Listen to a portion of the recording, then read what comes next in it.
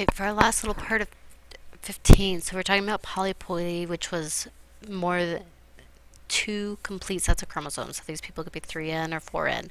And so, um, extra or missing chromosome.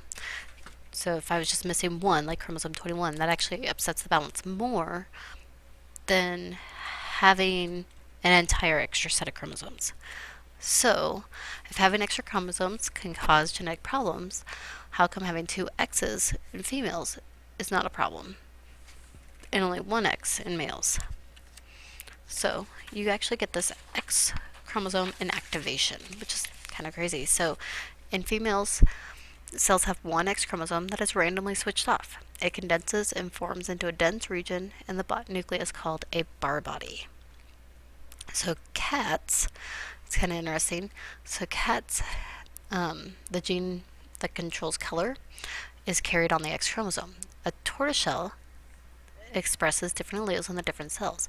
So female cats can have both black and orange spots, so kind of a codominant thing, but it's really so only females can do that because it's on the X chromosome, so it's on the different alleles. However, males only have one, so they can only have one color spot. So here's a little girl, this is a boy or a girl.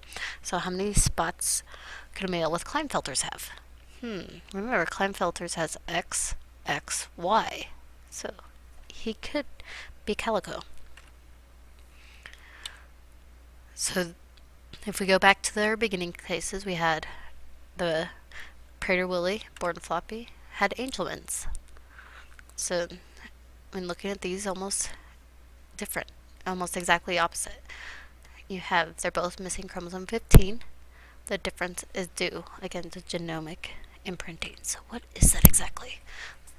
Genetic imprinting is actually the silencing of certain genes. And so this can imprint during gamete production, so way before you're even born.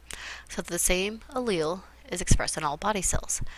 It involves methylation, so a little methyl group, which turns genes off, or demethylation turns genes on. And so there's several hundred mammalian genes that can be subject to imprinting. So basically, have our little zygote. So in the new generation, both maternal and paternal imprints are basically erased in these gamete producing cells.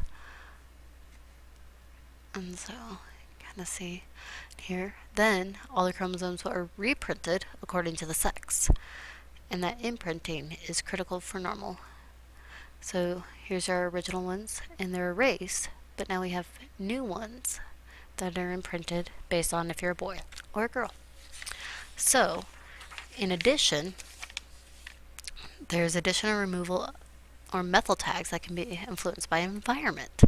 So we have our little fat mouse, skinny mouse, and really, so twins start with the same methyl tags but become more different with age. So these are goody rats, changing diets of the different moms can change the expression of the genes. Let's see if this is working, otherwise I might show it in class. So, I'm not sure if this is gonna, I'll just show this part in class. We'll talk more about these because I have the whole piece. So let's go back to this. So, what can we figure? So this is all epigenetics, which we're still trying to figure out a lot about. Maybe you could affect the choice of your kids or grandkids' epigenome. We're finding that things that people do during pregnancy can affect how your kids, like maybe even being obese, mom eats too much during pregnancy, can cause our kids to be obese. So, Fragile X, you can't really read it up here, but it says Fragile X syndrome, which leads to various degrees of mental retardation, can also be subject to genomic imprinting. So, and what happens with this is the X chromosome, let's see if my pointer is going to work. The X chromosome is like, they're not really an X, but it's kind of not, I can't really draw it thin. It's just hanging on. And so you get a lot of these repeats. and it affects some males and females. Waiting, there it goes.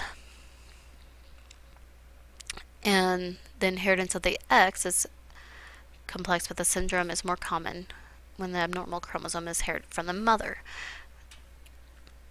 So imprinting by the mother somehow causes it. We also have what are called extranuclear genes, and so the inheritance of traits can actually be caused by genes present in chloroplast or mitochondria. Oh yeah, mitochondria have DNA as well. So that's only going to go in the maternal because that comes from the egg. Sperm doesn't carry any kind of mitochondria. And so here's an example of the variegated leaves of the different spots that come from plastids, chloroplasts, different things inherited from the mother. We also have some disease that affect muscular nervous systems caused by defects in the mitochondrial mitochondrial genes that can prevent cells from making up enough ATP. Mitochondrial diseases are pretty rare. They can happen, so you can get some, but they could be playing a role in aging, diabetes, heart disease, Alzheimer's. There is mitochondrial myopathy, so you get weakness, intolerance of exercise, and muscle deterioration, and that comes from the mitochondria. Thank you all. Some much things to think about.